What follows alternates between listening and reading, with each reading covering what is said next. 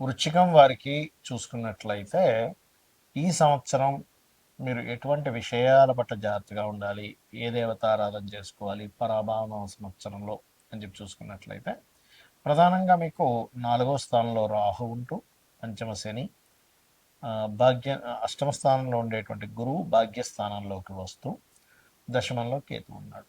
ఈ యొక్క గ్రహస్థితిని అనుసరించి మీకు ఎటువంటి ఫలితాలు జరగనున్నాయి, ఏ విషయాల పట్ల జాగ్రత్తగా ఉండాలి అనేటువంటి అంశాలు చెప్తుంది నేనైనప్పటికీ చెప్పిస్తుంది సాక్షాత్ లలితా అమ్మవారిగా భావిస్తూ ఆ లలితాంబిక అమ్మవారి యొక్క అనుగ్రహం మీకు పరిపూర్ణంగా కలగాలని మనస్ఫూర్తి కోరుకుంటూ ఇక్కడ గమనించుకున్నట్లయితే వృశ్చికం వారికి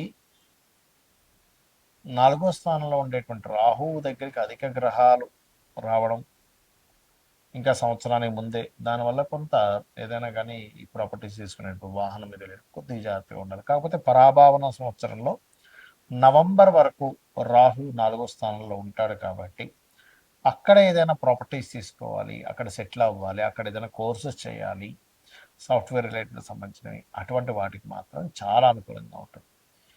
ఇక్కడ కాకపోతే మీకు పంచమ స్థానంలో శని ఉన్నందుకు కొన్ని నిర్ణయాలు తీసుకునేటప్పుడు తొందరగా తీసుకోవాల్సిన ఆలస్యం చేయడం, కొంచెం ఆలోచించి తీసుకోవాల్సిన తొందరగా తీసుకోవడం లాంటివి జరుగుతాయి. దీనివల్ల కొంత మీరు అనవసరంగా ఇబ్బంది పడతారు కాబట్టి నిర్ణయం తీసుకునేటప్పుడు ప్రధానంగా జాగ్రత్తగా ఉండండి. అందులో ప్రధానంగా దశమంలో కేతు ఉన్నాడు కాబట్టి ఉద్యోగ నిర్ణయాలు, ఉద్యోగంలో జాయిన్ అవ్వడం అనుకోండి, ఉద్యోగంలో మానేయడం అనుకోండి, ఇటువంటి విషయాల పట్ల చాలా జాగ్రత్తగా ఉండాలి. ఇక మీకు వివాహ సంబంధించినటువంటి విషయంలో జూన్ నుంచి చాలా బాగుందని చెప్పుకోవచ్చు. జూన్ నుంచి వివాహం ఒకటే కాదు, సంతానం కోసం చేసే ప్రయత్నం కూడా ఫలిస్తుంది. బికాజ్ ఆఫ్ పంచమంలో ఉండేటువంటి శని మీద గురువు దృష్టి పడుతుంది. అయితే ఇక్కడ మీకు పంచమంలో శని ఉన్నందుకు కాలభైరవుడి యొక్క అష్టకం గనక మీరు ఎంత చేస్తూ ఉన్నంత బాగుంటుంది. కాస్త ఉద్యోగ సంబంధించిన విషయంలో ఉద్యోగ స్థానంలో దశమ స్థానంలో కేతు ఉన్నాడు కాబట్టి రెగ్యులర్గా గణపతి ఆరాధన చేసుకోండి. మరియు 2 నామాలు ఉంటాయి, అవి రెగ్యులర్గా చేసుకుంటూ ఉన్నట్లయితే కూడా మీకు ఈ ఉద్యోగ సంబంధించిన విషయంలో ఇబ్బంది ఉండదు ఈ సంవత్సరం. అందులో ముఖ్యంగా నవంబర్ వరకు కేతువు దశమంలో ఉంటున్నాడు కాబట్టి ఓం కామేశ్వర ముఖాలోక కల్పిత శ్రీ గణేశ్వరాయే నమ, ఓం మాణిక్య మకుటాకార జానుద్వయ విరాజితాయే నమ. ఈ రెండూ చేయండి, ఖచ్చితంగా మీకు బాగుంటుంది. అదేవిధంగా కొంచెం సంతానం విషయంలో, ప్రేమ వ్యవహారాల విషయంలో, వాటి విషయంలో తీసుకునే నిర్ణయాల విషయాలు కూడా కాస్త జాగ్రత్తగా ఉండండి. నిత్యము కాలభైరవుడు ఆరాధన చేసుకోవడము, గోవులకి బెల్లం తినిపించడం చేయండి, అన్ని విధాలు బాగుంటుంది. ఇక్కడ ఏంటంటే ప్రతి ఒక్కరికి కూడా సంవత్సరం మారింది, నూతన సంవత్సరం వచ్చింది, ఇక్కడి నుంచి అయినా సరే లైఫ్ బాగుంటుందా అని చెప్పి ఆశపడుతూ ఉంటారు.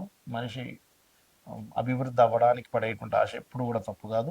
అయితే ఇక్కడ మీరు అర్థం చేసుకోవాల్సింది ఏంటంటే ఎంతసేపు కూడా ఏలినాటి శని, సర్పదోషం ఉంది, ఇవి ఒకటే కాదు, మీ పర్సనల్ చార్ట్లో గ్రహాలు ఏ రకంగా ఉన్నాయి అంటే లగ్నం ఎలా ఉంది, లగ్నాన్ని బట్టి మీ ఎదుగుదల చెప్తుంది.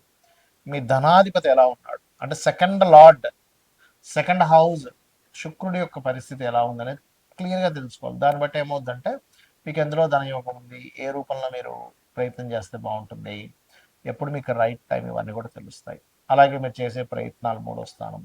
మీరు ఇక్కడ ఏంటంటే వాస్తు కూడా మనకు ప్రభావం చూపిస్తుంది. జాతకం బాగుందండి, వాస్తు బాలని ఇంట్లోకి వెళ్ళానంటే ఏమవుతుందంటే కుండలో వాటర్ పోస్తున్నాము, కానీ కుండకి చిన్న చిల్లు ఉంటే ఏమవుతుంది, కింద నుంచి వెళ్ళిపోతూనే ఉంటాయి. అలాగే వాస్తు బాగోనప్పుడు ఏమవుతుందంటే మీరు ఆ ఇంట్లో ఉన్నప్పుడు మీకు ఇబ్బంది కలుగుతూ ఉంటుంది. ఇక్కడ ఏంటి, మీరు ఏ డైరెక్షన్లో ఉండే ఇల్లు తీసుకోవాలి, ఎప్పుడు మీరు ప్రాపర్టీ తీసుకొని బాగుంటుంది, అసలు మీ పేరు మీద తీసుకోవచ్చా తీసుకోకూడదా, ఇవన్నీ తెలుసుకోవాలి. ఇంట్లో దాంతోపాటు ఇంట్లో ఏదైనా బాత్రూమ్స్ కొంతమందికి తెలియక ఫైనాన్షియల్గా ఎందుకు ఇబ్బంది వస్తుందంటే ఉత్తరంలో బాత్రూమ్లు ఉంటాయి, ఉత్తరంలో డార్క్ కలర్స్ ఉంటాయి, అంటే మనకి yellow, cream, red colours, pink colours ఇట్లాంటి ఉత్తరంలో ఉంటే అవాయిడ్ చేసేసి కంప్లీట్ వైట్ కలర్ ఇలా చూసుకోండి, ఖచ్చితంగా బాగుంటుంది. అలాగే మరొక విషయం ఏంటంటే ఇక్కడ సంతాన అభివృద్ధి ఎందుకు కావట్లేదు, పంచమ స్థానం, రుణము, రోగము, శత్రుత్వం, ఇవి ఎక్కువగా ఇబ్బంది పెడుతూ ఉంటాయి. వీటికి సంబంధించిన పరిస్థితి ఏమిటి. అలాగే మరొక విషయం ఏంటంటే ఇక్కడ వివాహం అయ్యే సమయం, వివాహం 2 వివాహాల యోగమే ఉందా, అసలు వివాహ జీవిత భాగస్వామితో వివాహం విషయంలో ఎందుకు ఇద్దరి మధ్యన సరైన కమ్యూనికేషన్స్ ఉండట్లేదు, ఎందుకు మీ ఇద్దరి మాట మాటికి ఏదో గొడవలు జరుగుతున్నాయి. ఇవన్నీ కూడా మీ పర్సనల్ చార్ట్లో వెరీ క్లియర్గా ఉంటుంది. కాబట్టి ఈ యొక్క అంశాలలో మీరు గనక ప్రయత్నం చేసినట్లయితే దాన్ని తెలుసుకొని ఖచ్చితంగా సక్సెస్ ఉంటుంది. అదేవిధంగా వివాహం తర్వాత ఉదాహరణకి ఆ, వివాహం ఈ సంవత్సరం లేదు అనుకున్నప్పుడు ఆ టైం వేస్ట్ అవుతుంది. ఏ సంవత్సరం ఉందో ఆ సంవత్సరం చేసుకోండి. అలాగే విదేశాలకు వెళ్ళే యోగం ఉందా లేదా, అసలు మీకు జాబ్ సంబంధించిన విషయంలో ఎందుకు ఇబ్బంది అవుతుంది, కెరీర్లో ఎందుకు సెటిల్ లేకపోతున్నారంటే ఒక్కోసారి కొంతమందికి బిజినెస్ యోగం ఉంటుంది, అప్పుడు సెటిల్ అవ్వలేరు, అలా ఉంటుంది అనమాట. అయితే ఇక్కడ మరొక విషయం ఏంటంటే ఈ సంవత్సరం ప్రధానంగా మీరు ఈ ఆదాయము వ్యయము రాజపూజ్యం అవమానాలు వీటికంటే కూడా ఒకటే గుర్తుపెట్టుకోండి, మీకు ఆదాయం బాగా రావాలి. ఓం సంపత్కరి సమారూఢ సింధుర వ్రజ సేవితాయ నమ అని మంత్రం చేసుకోండి.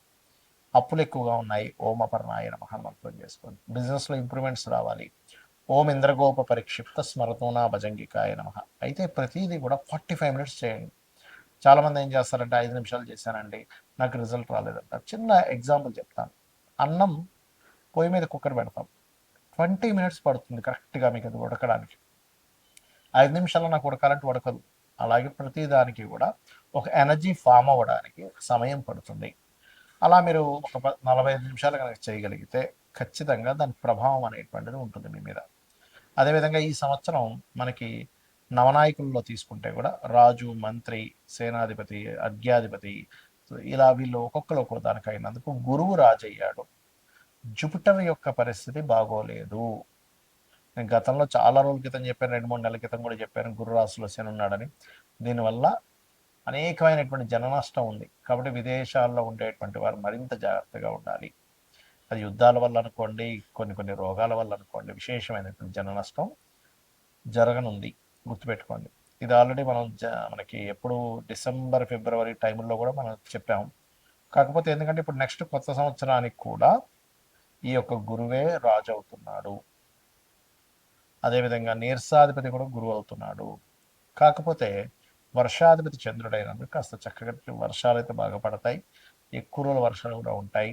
కొంచెం ఈ పంట పొలాలు లేకపోతే ఈ ధాన్యాలకు ఎక్కువగా డిమాండ్ అనేది పెరుగుతుంది. ధాన్యాలకు గుర్తుపెట్టుకోండి, ధాన్యానికి ఎక్కువ డిమాండ్ పెరగనుంది.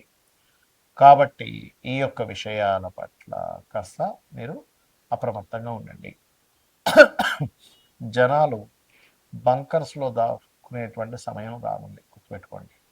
కాబట్టి ఈ విషయంలో జాగ్రత్తగా ఉండండి. ఇక మరొక విషయం ఏంటంటే మీరు జాతకమే తెలియదు అప్పుడు ఏం చేయాలి?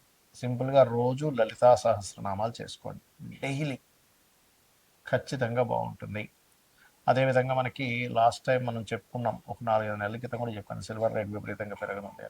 మరలా బంగారం సిల్వర్ రేట్లు ఒక రేంజ్లోకి వెళ్ళనున్నాయి, గుర్తుపెట్టుకోండి. ల్యాండ్ రేట్స్ కూడా విపరీతంగా పెరగనున్నాయి. కాబట్టి రెగ్యులర్గా లలిత చేసుకోండి, అన్ని విధాలా మీకు బాగుంటుంది. శ్రీమాత్రే నమః.